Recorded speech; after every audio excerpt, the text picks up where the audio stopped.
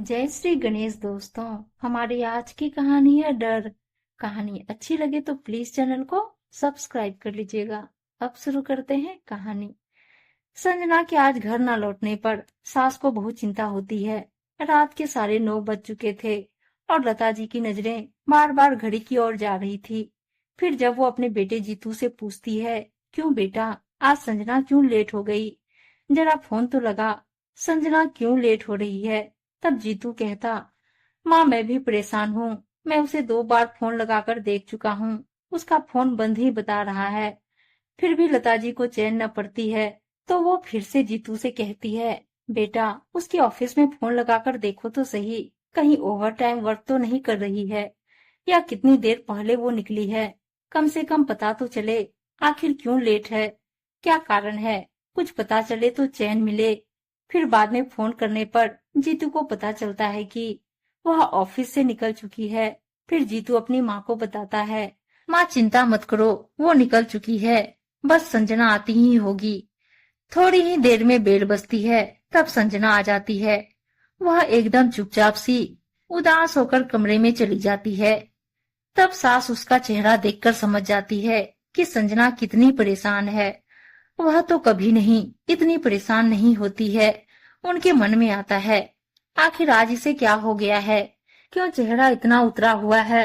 अब संजना अपने आप को मन शांत कर मुंह हाथ धुलती है और गहरी सांस लेती है।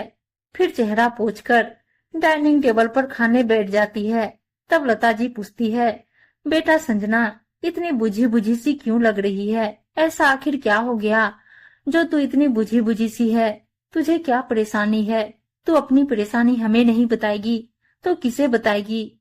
और लता जी उसके पास खिसक कर बैठकर उसके सिर पर हाथ फेरते हुए पूछती है। तब सासू माँ के एकदम से सीने से चिपक कर सिसक कर कहती है कि माँ ये हम औरतों के साथ ही क्यों होता है।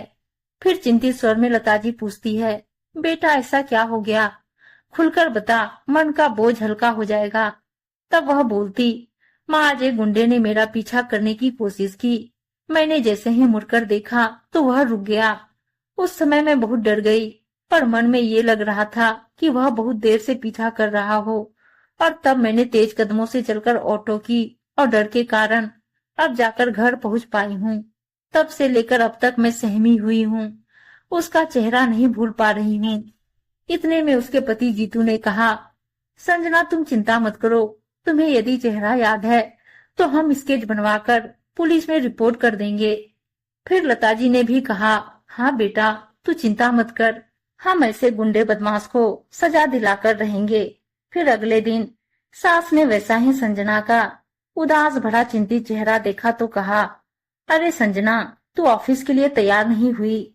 तब उसने कहा, माँ मुझे अंदर से डर लग रहा है, कहीं वह आज भी पीछा ना करे। तब लता जी ने कहा, बेटा हम तेरे साथ हैं, तू चिंता मत कर, कैसा भी वक्त हो वह बीत ही जाता है, हम तेरे अपने हैं ना। तू आज ऑफिस जीतू के साथ निश्चिंत होकर जा, तेरे पीछे जो पड़ा है उसे रंगे हाथों पकड़वाने की कोशिश करेंगे। यदि वह पीछा करता है तो जीतू को इशारे से बता देना, तब जीतू वीडियो रिकॉर्डिंग कर लेगा। अगर उसने पीछा नहीं किया तो उसका स्केच बनवाकर पुलिस को दे आना।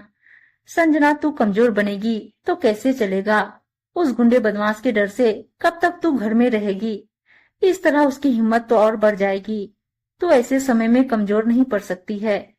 मैं चाहती हूँ कि दूसरों के लिए उदाहरण बने, ना कि घर में सहम कर रह जाए। तू तो पढ़ी लिखी सर्विस वाली बहू है बेटा, तू अपने आप को कमजोर करके घर पर मत रोक। ये दृढ़ संकल्प बनाकर निडर होकर आगे बढ़, और अपनों का साथ हो तो डर कैसा, हम हैं तो चिंता कैसी। अब लता जी की बात सुनकर संजना के अंदर आत्मविश्वास आ गया था। तब संजना ने कहा, माँ जी आपने सही कहा, मैं कब तक डर कर रहूंगी, मैं हर परिस्थिति का सामना करूंगी। आप लोगों का साथ हो तो मैं भी कमजोर नहीं पड़ सकती।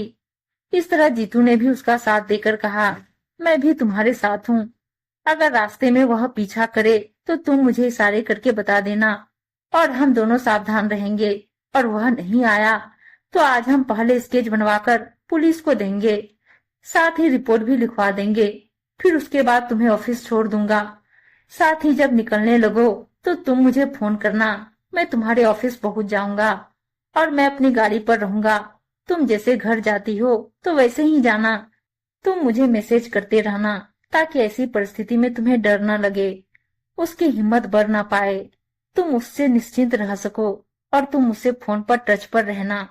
और दोनों प्लान बनाकर निकलते हैं। फिर संजना माँ का आशीर्वाद लेते हुए कहती, माँ जी, मुझे आपका और इनका साथ चाहिए ताकि मैं उस गुंडे बदमाश को सजा दिला पाऊं। यदि हम शांत हो गए तो उसकी हिम्मत और बढ़ जाएगी।